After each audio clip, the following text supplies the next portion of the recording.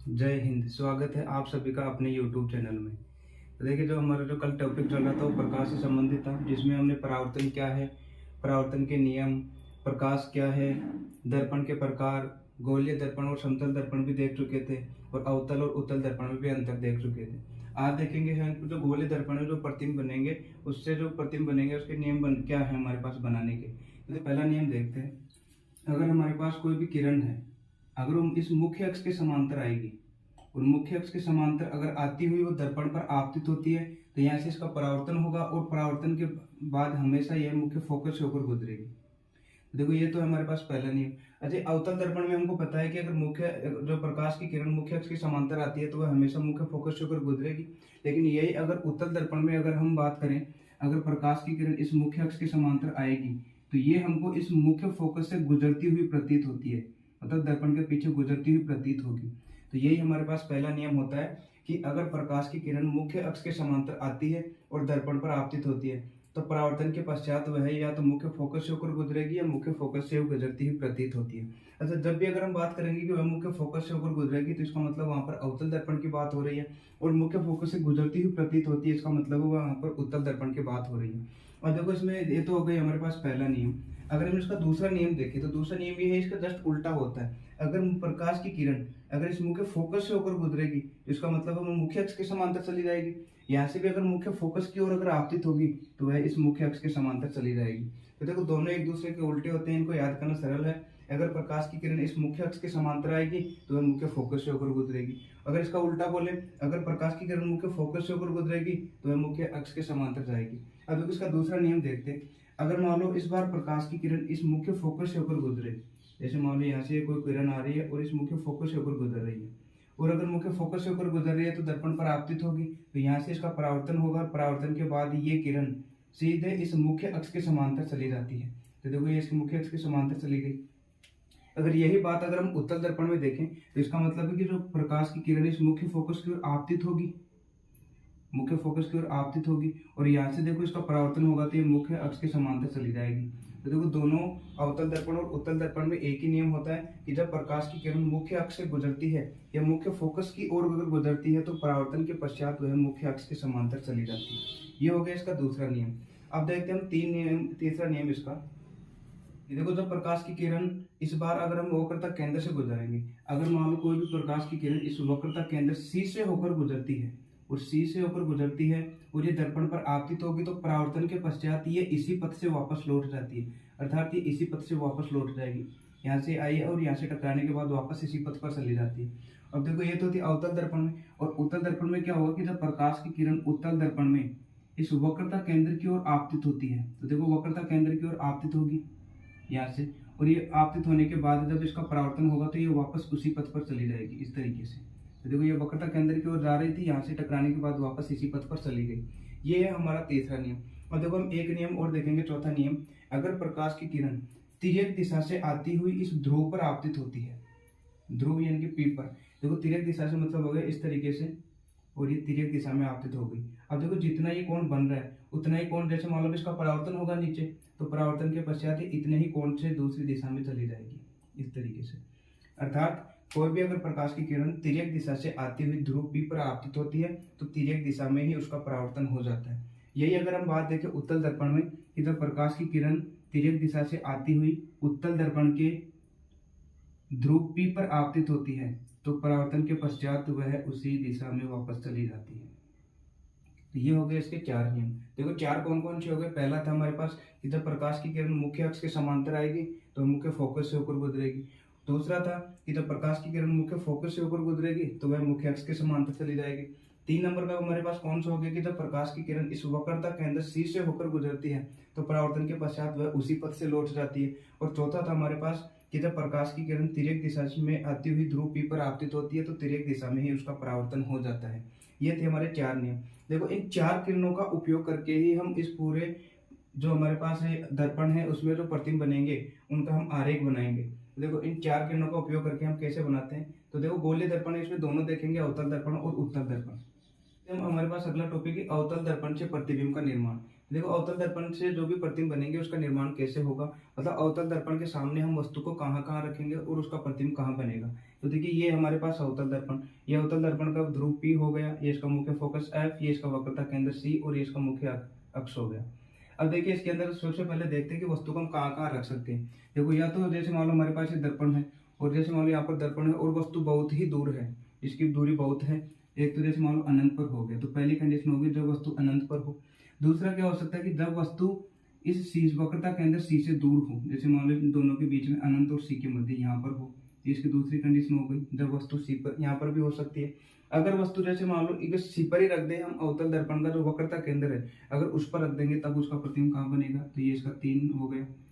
अब वस्तु को हम कहाँ रख सकते हैं, सी और एफ के मध्य भी रख सकते हैं, तो इसकी चौथी कंडीशन हो गई जब वस्तु सी और एफ के मध्य। और पांचवी कंडीशन क्या हो गई कि जब वस्तु हमारे पास एफ पर स्थित हो, अगर वस्तु को यहाँ पर रख देंगे मुख्य फोकस पर, तो ये 5 स्थिति। तो देखो वैसे हमारे पास 6 स्थिति होती है, एक वस्तु को हम एफ और पी के मध्य भी रखेंगे लेकिन इसका प्रतिबिंब थोड़ा अलग बनेगा। तो सबसे पहले हम देखते हैं कि जो 5 कंडीशन, या तो वस्तु अनंत पर होगी, 2 नंबर पर या वस्तु फिर सी से दूर हो, या फिर वस्तु सी और एफ के मध्य हो, या फिर वस्तु सी पर हो, और या फिर वस्तु एफ पर स्थित हो। ये 5 कंडीशन हो गई। अब देखो अगर वस्तु यहाँ पर होगी तो इसका प्रतिबिंब कहाँ बनेगा, तो देखो हम यहाँ से क्रम से चलें 1 2 3 4 5। अगर इसका उल्टा आएंगे यहाँ से, जैसे मान लो 1 हो गया, ये हमारे पास बीच में 2 हो गया, ये 3 हो गया, और फिर इधर ये 4 हो गया, और अनंत पर हो गया हमारे पास ये 5। तो इसका मतलब क्या है कि अगर जब वस्तु अनंत पर होगी एक पर, तो उसका प्रतिबिंब 5 पर बनेगा, यानी कि एफ पर बनेगा। जब वस्तु अनंत पर होगी तो उसका प्रतिबिंब एफ पर बनेगा। और जब वस्तु अगर हमारे पास सी से दूर हो तो उसका प्रतिबिंब बनेगा, ये हमारे पास सी और एफ के मध्य बनेगा। और जब वस्तु अगर सी पर स्थित है तो फिर उसका प्रतिबिंब सी पर ही बनेगा। और जब वस्तु सी और एफ के मध्य हमारे पास स्थित होगी तो उसका प्रतिबिंब बनेगा सी और अनंत के मध्य या सी से दूर। और जब वस्तु अगर एफ पर स्थित होगी तो उसका प्रतिबिंब बनेगा अनंत पर। देखो ये तो एक दूसरे के उल्टे होते हैं। देखो जब वस्तु अगर अनंत पर है तो उसका प्रतिबिंब फोकस पर बनेगा, और जब वस्तु अगर एफ पर है फोकस पर तो उसका प्रतिबिंब बनेगा फिर अनंत पर। और अब फिर हमारे पास 2 तो ये हो गए। 3 नंबर पर क्या, जब वस्तु सी पर है तो उसका प्रतिबिंब हमेशा सी पर ही बनेगा, जब वस्तु सी पर स्थित होगी तो उसका प्रतिबिंब सी पर ही बनेगा। और फिर है नंबर हमारे पास 4 पर, देखो जब वस्तु सी से दूर हो तो उसका प्रतिबिंब सी और एफ पर बनेगा, और जब वस्तु सी और एफ के बीच हो तो फिर जो प्रतिबिंब है वो सी और अनंत के बीच बनेगा। तो ये है इनको याद करने का तरीका। ऐसे मान लो इधर से चलते हैं 1 2 3 4 5, ये तो है वस्तु की स्थिति और ये है इनके प्रतिबिंब की स्थिति। तो एक का तो जैसे ये मान लो यहाँ पर हो गया, एक अनंत का तो एफ पर हो गया। 2 है सी से दूर तो फिर ये सी और एफ के मध्य बनेगा। जैसे सी 3 पर है तो इसका मतलब प्रतिबिंब इसका 3 पर ही बनेगा, सी पर ही बनेगा। फिर 4 हमारे पास सी और एफ के मध्य स्थित हो तो इसका प्रतिबिंब बनेगा सी से और अनंत के मध्य। और फिर वस्तु अगर एफ पर हो तो इसका प्रतिबिंब बनेगा हमारे पास अनंत पर। अब देखें कि किरण चित्र बनाते हैं 5 का कि वो कैसे बनेगा। तो देखिए पहली कंडीशन देखते हैं कि जब वस्तु अनंत पर हो तो इसका प्रतिबिंब कहाँ बनेगा। अब हम मान लेते हैं कि ये हमारे पास एक अवतल दर्पण है और इसके सामने जो वस्तु बहुत दूरी पर स्थित है, जैसे मान लो 1 किलोमीटर या 2 किलोमीटर, तो इस दर्पण के सामने उस वस्तु का साइज तो बहुत छोटा हो जाएगा। अब देखो अगर वहां से उस वस्तु की जो किरणें आएंगी तो इस दर्पण पर कैसे आएंगी। हम मान लेते हैं कि जैसे मान लो दर्पण है और दर्पण से यहाँ पर एक वस्तु है बहुत दूरी पर है, जिसकी हमने दूरी मान ली अनंत है। तो यहाँ से इस वस्तु से किरणें जाएंगी इस मुख्य अक्ष के समांतर, इस तरीके से मुख्य अक्ष के समांतर किरणें चली जाएंगी। और इसमें हम देखो एक तो पहला नियम ये लागू करेंगे कि जब अगर प्रकाश की किरणें या वस्तु से चलने वाली किरणें इस मुख्य अक्ष के समांतर आती है तो परावर्तन के पश्चात वह हमेशा मुख्य फोकस पर होकर गुजरेगी। ये देखो मुख्य फोकस से होकर गुजर जाएंगे इस तरीके से। पहली वाली तो यहाँ से टकराकर इस तरीके से आएगी, ये इसकी डायरेक्शन है तीर का निशान, और दूसरी वाली इस तरीके से आ जाएगी। इसका मतलब इसका प्रतिबिंब कहाँ पर बन रहा है, कहाँ पर प्रतिच्छेद करेंगे, एफ पर। तो पहली वाली का जो प्रतिबिंब बनेगा वो बनेगा मुख्य फोकस एफ पर। फिर है कि ये इनकी जो एफ है ये कितना छोटा बन रहा है यहाँ पर वस्तु पर। अब देखो जो वस्तु का प्रतिबिंब है यहाँ पर बिल्कुल छोटा बन रहा है, बहुत ही छोटा, बिंदु के समान। तो इसका जो प्रतिबिंब बनेगा वो बिंदु के समान बनेगा, बिंदु के समान। और यह जो प्रतिबिंब बनेगा अवतल दर्पण के अंदर जो भी प्रतिबिंब बनते हैं वो हमेशा वास्तविक बनते हैं और उल्टा बनता है, वास्तविक और उल्टा, वास्तविक और उल्टा। अच्छा यहाँ पर देखो वास्तविक क्यों बन रहा है, क्योंकि हमने देखो पिछले हम जो हमने इसमें एक वीडियो देखा था प्रकाश का, उसमें वास्तविक की परिभाषा क्या देखी थी कि जब परावर्तित जो किरणें हैं अगर वो वास्तव में प्रतिच्छेद करती है तो जब वास्तविक प्रतिच्छेद करेंगी तो वास्तविक बनता है, और अगर वो वास्तव में प्रतिच्छेद नहीं करती तब आभासी बनता है। और हमेशा ध्यान रखना, जहाँ पर अगर वास्तविक जो प्रतिबिंब बनेगा वो हमेशा उल्टा बनेगा, और जो आभासी प्रतिबिंब बनेगा वो हमेशा सीधा बनेगा। अगर वास्तविक बन रहा है तो हमेशा उल्टा, और आभासी बन रहा है तो सीधा। अब देखते हैं हम 2 नंबर वाला कि जब अगर हमारे पास वस्तु C से दूर हो, अगर वस्तु यहाँ पर हो तो उसका प्रतिबिंब कहाँ बनेगा। अब देखिए हम वस्तु को C से दूर रखेंगे। जैसे मान लो हमारे पास ये वस्तु है और ये C पर रखी हुई मुख्य अक्ष पर, और वस्तु को हमेशा देखो एक तो बाईं ओर रखते हैं हमेशा, और उसको हमेशा मुख्य अक्ष के ऊपर रखा जाता है। ये हमारे पास एक वस्तु है AB, और ये C से दूर है, कुछ दूरी पर है, तो इसका प्रतिबिंब जो बनेगा वो C और F के मध्य बनेगा। तो देखो A और B जो वस्तु है, अब इसे जाने वाली जो किरण है वो पहली तो जाएगी इस मुख्य अक्ष के समांतर, पहले तो चलेगा मुख्य अक्ष के समांतर। अब इसमें हम पहला जो नियम है वो लागू करेंगे। अगर प्रकाश की किरण मुख्य अक्ष के समांतर जाती है तो परावर्तन के पश्चात वह मुख्य फोकस से गुजरेगी। तो देखो ये समांतर जा रही है और ये गुजरेगी मुख्य फोकस से, तो पहली तो हो गई। अब इसके बाद अगर आप इसमें कोई भी नियम लागू कर दो, जैसे या तो इस किरण को आप वक्रता केंद्र से होकर गुजार दो या फिर मुख्य फोकस से होकर गुजार दो, तो वो एक ही जगह प्रतिच्छेद करेगी। अगर मान लो यहाँ से अगर मैं इसको वक्रता केंद्र से होकर गुजारूंगा, ये जो किरण है वक्रता केंद्र से होकर जाएगी, तो इसका मतलब हमको पता है कि वक्रता केंद्र से होकर जो किरण जाती है तो परावर्तन के पश्चात इसी पथ पर आ जाएगी वापस। तो देखो ये इसी पथ पर वापस आ जाएगी, और ये कहाँ पर प्रतिच्छेद कर रही है, ये इस बिंदु पर प्रतिच्छेद कर रही है दोनों। तो इसका मतलब यहाँ पर कर रही है तो मुख्य अक्ष के नीचे की दूरी ये हो गई, तो इसका प्रतिबिंब बनेगा यहाँ पर A' और B'।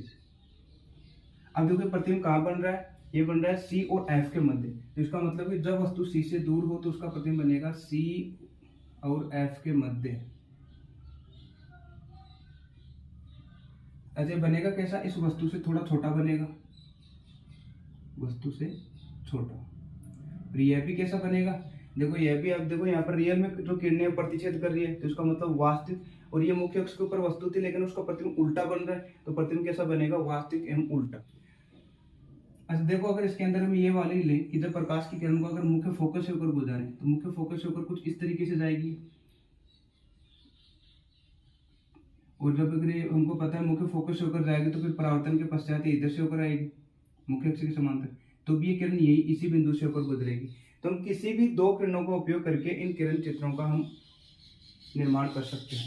इस बार हमको वस्तु को C पर रखना है, तो देखो अगर हम वस्तु को यहाँ पर रखते हैं C पर, ये हो गई हमारे पास एक वस्तु AB और ये C पर रखी हुई, और हमको पता है कि जब वस्तु अगर C पर रखते हैं तो उसका प्रतिबिंब C पर ही बनता है, क्योंकि 3 नंबर वाली कंडीशन है। अब देखो यहाँ से जो पहली किरण जाएगी वो इस मुख्य अक्ष के समांतर जाएगी, और जो पहली अगर मुख्य अक्ष के समांतर जाती तो वो हमेशा कहाँ से होकर गुजरेगी, इस मुख्य फोकस से होकर गुजरेगी वो।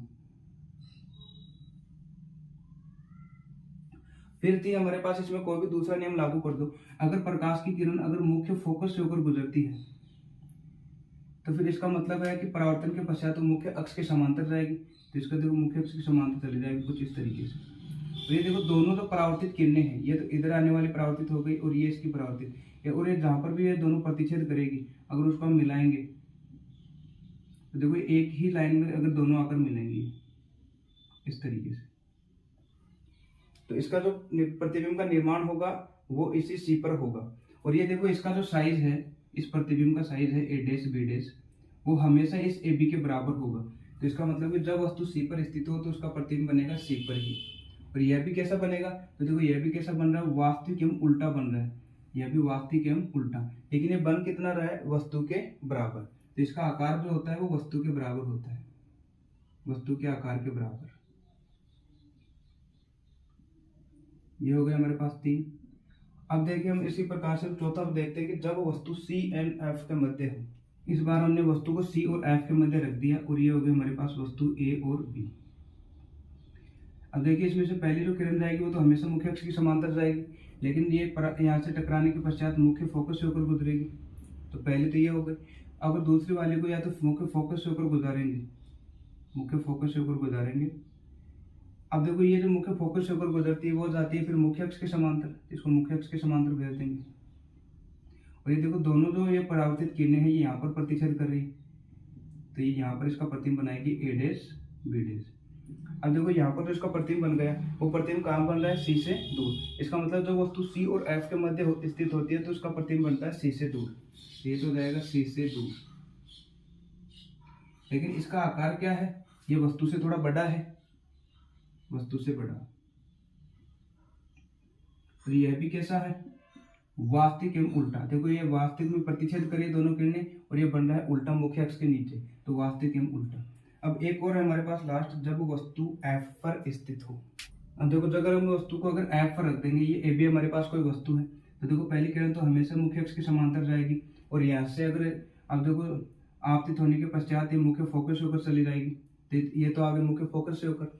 अगर हम दूसरी किरण को इस तिर्यक दिशा में गुजारें तो हमको पता है अगर तिर्यक दिशा में आएगी तो तिर्यक दिशा से वापस इसका परावर्तन हो जाता है, तो इसी कोण से इसका वापस परावर्तन हो जाएगा। अगर इन दोनों किरणों को ध्यान से देखें तो ये देखो लगभग दोनों समांतर किरणें हैं और ये मतलब हम मानते हैं कि ये बहुत दूरी पर जाकर मिलेगी, और ये हमको दूरी पता नहीं है इसलिए हम मान लेते हैं कि इनफाइनाइट पर जाकर मिलती है, क्योंकि समांतर किरणें वैसे मिलते नहीं है लेकिन हम कल्पना करते हैं। मान लो यहाँ पर मिलती है तो देखो ये यहाँ से मुख्य अक्ष की जो यहाँ से दूरी है वो काफी ज्यादा हो गई, तो इसका मतलब ये जो प्रतिबिंब बन रहा है बहुत ही बड़ा बन रहा है। तो इसलिए जब वस्तु F पर स्थित होती है तो उसका प्रतिबिंब कहाँ पर बनेगा, ये अनंत पर जाकर बनेगा। इसका प्रतिबिंब तो बन गया अनंत पर, लेकिन बनेगा कैसा, वस्तु से बहुत बड़ा, वस्तु से बहुत बड़ा। और ये भी बनेगा हमारे पास वास्तविक एवं उल्टा, वास्तविक एवं उल्टा। देखो यहाँ पर किरणें प्रतिच्छेद करती है और ये मुख्य अक्ष के नीचे बन रहा था, बन गया उल्टा। तो यह बन गया हमारे पास वास्तविक एवं उल्टा और वस्तु से बहुत ही बड़ा, जिसको विवर्धित भी बोलते हैं। तो ये थे हमारे पास 5। अब देखो इसमें सबसे पहले इसको याद करने का तरीका एक इसमें हमारे पास ये है कि जब वस्तु अगर अनंत पर होगी तो उसका जो प्रतिबिंब बनेगा वो F पर बनेगा। अगर वस्तु F पर है तो उसका प्रतिबिंब बनेगा अनंत पर। 2 हो गए। फिर हम देखते हैं कि अगर वस्तु C से दूर हो तो फिर उसका प्रतिबिंब C और F के मध्य बनेगा। फिर अगर वस्तु C और F के मध्य है तो फिर उसका प्रतिबिंब बनेगा C से दूर। ये हो गए 4। अब एक और रह गया हमारे पास कि जब वस्तु अगर C पर हो तो उसका प्रतिबिंब हमेशा C पर ही बनेगा। हमारे पास छठवां प्रतिबिंब और रह गया कि जब वस्तु F और P के बीच हो। हम वस्तु को यहाँ पर भी तो रख सकते हैं, अगर यहाँ पर रखेंगे तो इसका प्रतिबिंब कैसा बनेगा। तो देखो अगर वस्तु हमारे पास ये AB है और अगर इसके पहले किरण तो ये मुख्य अक्ष के समांतर जाएगी, जो हमने सभी में ऐसा ही किया। अगर ये समांतर जाएगी तो इसका मतलब यहाँ से इसका परावर्तन होगा तो कहाँ से होकर गुजरेगी, इस मुख्य फोकस से होकर गुजरेगी, इस तरीके से। दूसरी अगर वाली किरण को अगर हम इस ध्रुव पर गुजारे तिर्यक दिशा में तो देखो ये जितने कोण चाहिए उतने कोण से इस तरीके से चली जाएगी। अच्छा यहाँ पर इसमें देख रहे हैं कि दोनों किरणें देखो एक दूसरे से ऐसे दूरी बढ़ाते हुए चल रही है, इसका मतलब दोनों कभी मिलेंगे नहीं पीछे। लेकिन अगर इन्हीं दोनों को किरणों को हम पीछे बढ़ा दें दर्पण के पीछे, और इस किरण को भी अगर पीछे बढ़ा दें तो ये कहीं ना कहीं जाकर मिलेगी। जैसे मान लीजिए इस बिंदु पर जाकर मिलती है और इस बिंदु पर जाकर मिलती है तो यहाँ पर इसका प्रतिबिंब बन जाएगा मुख्य अक्ष के ऊपर A' B'। अब देखो जो छठवीं जो कंडीशन थी, इसका जो प्रतिबिंब बना कहाँ पर, दर्पण के पीछे बना, लेकिन बना कैसा। अब देखो ये जो प्रतिबिंब जो इसमें रेखाएं थी हमारे पास जो प्रतिबिंब की किरण, ये देखो वास्तव में जो हमारे पास प्रतिच्छेद नहीं कर रही थी लेकिन इसको पीछे बढ़ाया तो तब हमको केवल ये प्रतिच्छेद करती प्रतीत होती है। और जहां पर भी अगर ये वास्तव में प्रतिच्छेद नहीं करती वहां पर कैसा प्रतिबिंब बनेगा, आभासी, वहां पर बनता है आभासी। और अगर आभासी प्रतिबिंब बन रहा है और ये बन किस पर रहा है, मुख्य अक्ष पर, मतलब वस्तु ऊपर थी और ये भी ऊपर है, मतलब सीधा प्रतिबिंब बन रहा है, तो आभासी और सीधा। तो लास्ट वाला इसमें ध्यान रखना, ये एग्जाम में बहुत बार पूछा जाता है। और जो अवतल दर्पण है या उत्तल दर्पण हो, इनमें से एक दर्पण से हमारे पास प्रतिबिंब का निर्माण जरूर आता है हर एग्जाम के अंदर। और ये छठवां वाला तो बहुत बार आता है कि जब वस्तु F और P के बीच हो। तो इसमें ध्यान रखना अवतल दर्पण में जो 5 कंडीशन थी F तक, उसमें तो केवल वास्तविक में उल्टा बना था, लेकिन जैसे हमने छठी कंडीशन ली F और P के मध्य हो तो इसमें प्रतिबिंब कैसा बन गया, आभासी एवं सीधा, क्योंकि इसमें दर्पण के पीछे बनता है। तो अब हमारे पास है उत्तल दर्पण से प्रतिबिंब का निर्माण। जब वस्तु अनंत पर हो तो देखो इसमें भी अगर हम जब वस्तु को इधर रखेंगे अनंत की दूरी पर, ये मान लो AB वस्तु है और अनंत दूरी पर है, और वस्तु को हमेशा हम बाईं ओर रखते हैं और ये इधर उत्तल दर्पण हो गया तो इसका जो फोकस है वो इधर दाएं तरफ होगा और वक्रता केंद्र भी दाएं तरफ होगा, क्योंकि गोला इस तरफ बनेगा। अब देखो यहाँ से जब प्रकाश की किरण जाएगी सबसे पहले मुख्य अक्ष की समांतर जाएगी, सेम अवतल दर्पण में किया था वैसे ही। अब देखो यहाँ से क्या होगा कि उत्तल दर्पण इस प्रकाश की किरणों को फैलाएगा, लेकिन ये मुख्य फोकस से होकर गुजरती हुई प्रतीत होगी। लेकिन ये किरणें वास्तव में इस तरीके से आती है, इनको अगर हम पीछे की तरफ बढ़ाएं, देखो ये किरण इधर से जा रही थी और इसमें यहाँ पर इसका परावर्तन हो गया, ये किरण यहाँ से आ रही थी और यहाँ से इसका परावर्तन हो गया। जब पीछे बढ़ाते हैं तो मुख्य फोकस पर मिलती हुई प्रतीत होती है। तो इसका प्रतिबिंब कहाँ पर बना है, मुख्य फोकस पर ही बना है। लेकिन ये बनेगा कैसा, ये देखो ये इस किरणों को बढ़ाया है और वास्तव में बढ़ाने पर जो बनता है वो प्रतिबिंब हमारे पास आभासी बनता है। ये हमारे पास आभासी प्रतिबिंब, लेकिन है कैसा, सीधा है। तो पहली वाली कंडीशन हो गई, जब वस्तु अगर अनंत पर हो तो उसका प्रतिबिंब F पर ही बनेगा, वो भी दर्पण के पीछे, लेकिन ये बनेगा आभासी एवं सीधा। उत्तल दर्पण के अंदर हमेशा जो प्रतिबिंब बनते हैं वो हमारे पास हमेशा आभासी एवं सीधा बनता है। लेकिन अवतल दर्पण के अंदर हमेशा वास्तविक एवं उल्टा बनता है, सिवाय एक प्रतिबिंब के। वो एक प्रतिबिंब कौन सा बनेगा, एफ और पी के बीच हो, तब केवल वहां पर आभासी और सीधा बनेगा। और उत्तल दर्पण में सभी प्रतिबिंब आभासी और सीधा बनता है। तो ये तो हो गई जब वस्तु अनंत पर हो। फिर दूसरी कंडीशन देखें कि जब वस्तु को अगर हम सीमित दूरी पर रखें, वस्तु को और इधर ले आए और उत्तल दर्पण के सामने ले आए, तो उसका प्रतिबिंब कहाँ बनेगा वो देखते हैं। तो यहाँ से जो पहली किरण जाएगी वो इस मुख्य अक्ष के समांतर जाएगी, और मुख्य अक्ष के समांतर जाएगी, वो मुख्य फोकस से होकर गुजरती हुई प्रतीत होगी इस तरीके से, और ये आगे इस तरीके से चली जाएगी। तो देखो ये तो पीछे इस तरीके से जा रही है मुख्य फोकस से। दूसरी किरण अगर हम इसमें ये लें कि जैसे मान लो या तो इस वक्रता केंद्र की तरफ गुजार दें, अगर वक्रता केंद्र की तरफ गुजारेंगे, या फिर यहाँ से तिरक दिशा में, चलो वक्रता केंद्र की तरफ गुजार देते हैं इसको, तो ये वक्रता केंद्र की तरफ जाएगी तो इस तरीके से जाएगी, और इसी रास्ते पर ये वापस आ जाएगी, क्योंकि वक्रता केंद्र से होकर गुजरती है तो ये इसी रास्ते से वापस लौट आती है। अच्छा, दोनों किरणें देखो कहाँ पर मिलती हुई प्रतीत होती है, ये इस बिंदु पर हमको मिलती हुई प्रतीत होती है, यानी कि यहाँ पर इसका बन जाएगा प्रतिबिंब ए डैश और बी डैश। और ए डैश बी डैश जो प्रतिबिंब है इस मुख्य अक्ष के ऊपर बना हुआ है, तो इसलिए जब वस्तु सीमित दूरी पर होगा तो उसका प्रतिबिंब कैसा बनेगा, आभासी एवं सीधा, क्योंकि ऊपर बन रहा है तो सीधा। और ये दोनों देखो हमने किरणों को आगे बढ़ाया है तो इसलिए ये बनेगा आभासी, तो आभासी और सीधा बनता है। लेकिन ये बनेगा कहाँ पर, दर्पण के पीछे P और F के बीच बनेगा, हमेशा P और F के बीच। और ये वस्तु से कैसा बन रहा है, थोड़ा छोटा बन रहा है, क्योंकि वस्तु इतनी बड़ी थी, यहाँ पर ये छोटा प्रतिबिंब बन रहा है। तो हमेशा उत्तल दर्पण के अंदर छोटा प्रतिबिंब बनता है। तो ये हो गया हमारे पास अवतल दर्पण और उत्तल दर्पण से प्रतिबिंब के निर्माण। और इनमें से एक एग्जाम में जरूर आएगा। अगर आपके दर्पण वाले समझ में आ जाते हैं तो आप लेंस वाले बड़ी आसानी से इनकी किरण चित्र बना सकते हैं। अगर वीडियो आपको अच्छा लगा हो तो इसको लाइक कीजिए और शेयर भी कीजिए। धन्यवाद।